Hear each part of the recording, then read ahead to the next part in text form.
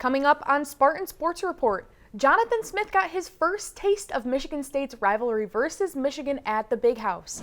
Men's soccer also faced rival Michigan, looking to keep the Big Bear Trophy in East Lansing. And the field hockey team aimed to pull off an upset against number 16 Iowa.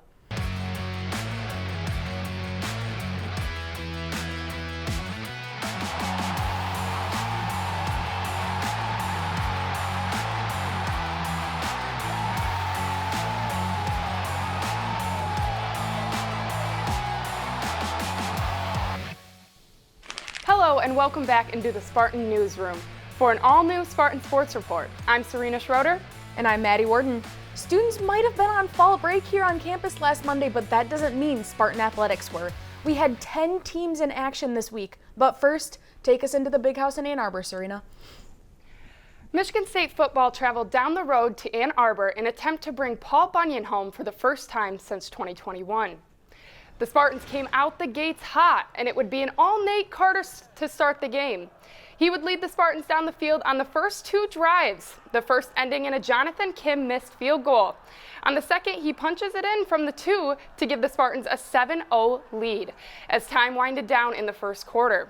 The Spartans' defense looked great for most of the first half until Michigan found some chinks in the armor and began chipping away. First, a touchdown to Colston Loveland, and then a turnover would have Michigan knocking in a field goal as time expired in the half to make the score 9-7. Alex Orji came in and helped Michigan pick up where they left off to start the second half. First, a quarterback runs for a touchdown, and now a running back throws for one. Donovan Edwards connects with Colston Loveland for his second touchdown of the day. Down 2 scores, the Spartans fight to equalize with this great effort for a touchdown from the outstanding freshman Nick Marsh. But the Paul Bunyan Trophy will stay in Ann Arbor as Michigan walked away with a 24-17 win. The Spartans will be back in Spartan Stadium next Saturday to take on a tough Indiana team. Michigan State football wouldn't be the only one with a rivalry matchup this past week. Men's soccer hosted Michigan at DeMartin Stadium last Tuesday following a 3-1 loss to Indiana. In the 25th annual battle for the Big Bear, DeMartin Stadium would be packed with their largest crowd since 2017. It was an offensive stalemate in East Lansing as neither the Spartans nor the Wolverines could cash in on the attack. Michigan's Isaiah Goldson and MSU's Zach Kelly would exchange saves, with both goalies tallying 4 saves on the evening. In the 58th minute, Michigan's João Paulo Ramos would send a shot at Kelly, hoping to put the Wolverines on the board, but the redshirt junior made a diving save to preserve the shutout. Tensions were high all night in the rivalry environment, with 23 combined fouls called.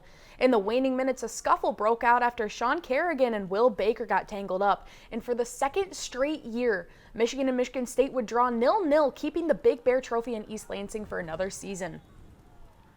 The 5-6-3 Spartans are set to conclude Big Ten play with a duel in Columbus on Tuesday before returning home on Sunday to face Rutgers on Senior Day. Women's soccer wrapped up their regular season this weekend by welcoming Purdue to East Lansing on Sunday. The Spartans opened up the scoring about halfway into the first half with a goal coming from graduate forward Mackenzie Anthony. The Boilermakers looked to respond back, equalizing in the second half with this goal from Gracie Dunaway. Towards the end of the game, MSU scored a pair of goals by Kaylee McPherson and Meg Hughes. This was Hughes' 7th goal of the season, making it a team high. Those goals ended up propelling the Spartans to a 3-1 victory over Purdue and an undefeated record at home.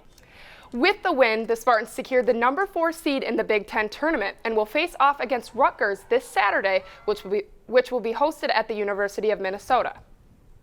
Michigan State hockey swept the Canisius Golden Griffins in a 2-game series this past weekend in Buffalo. The first game was all Spartans, outshooting the Griffins 35-15 in a 3-0 victory for Trey Augustine's 4th career shutout. Then in night 2, Luca DePasquale got his first start of the season in a 4-1 win for the Spartans. Tanner Kelly and Joey Larson each had 2 goals on the weekend. MSU moves up 1 spot in the USCHO poll and is now the 3rd-ranked team in the country.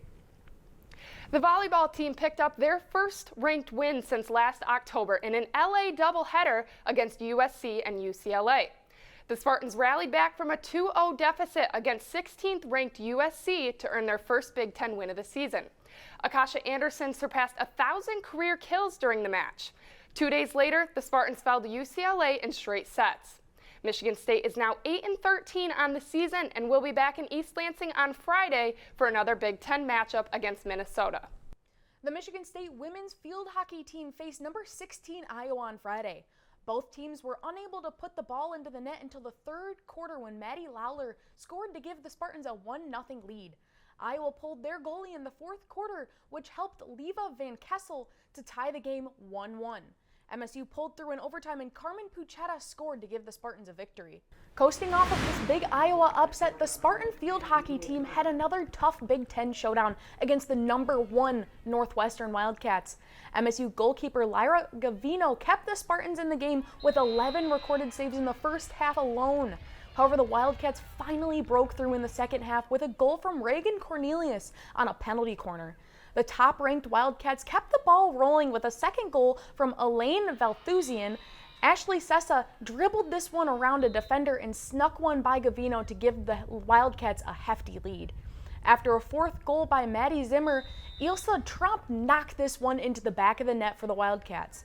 With this win, Northwestern clinched the Big Ten and Michigan State moved to 8-9 on the season and 1-6 in conference play. The Spartans will play their last game of the season in Indiana against the Hoosiers on November 1st. Michigan State men's tennis finished 8-4 in the Louisville Classic this past weekend. 3 Spartans ended with 3 wins. Danielle Rakhmatuliev and Mitchell Sheldon will play in the Fighting Irish mini duels this weekend before heading home to prepare for the Big Ten Indoor Championship and ITA tournaments. Women's tennis welcomed competitors from Michigan, Northwestern, Notre Dame, and Xavier for this weekend's Michigan State Classic. Izzy Purser opened the tournament winning her singles match in straight sets, while Natalie Stasny and Amara Brombat won their doubles match 6-3. The Spartans continued the weekend with wins in both singles and doubles matches. Purser and Brombat dominated in their respective matches, both winning in straight sets. Stasny and Mathilde Morais also took the court for singles, but both fell to Notre Dame players in 3 sets. Doubles combos of Morais and Purser and Brombat and Stasny both fell to duos from rival Michigan 6-1.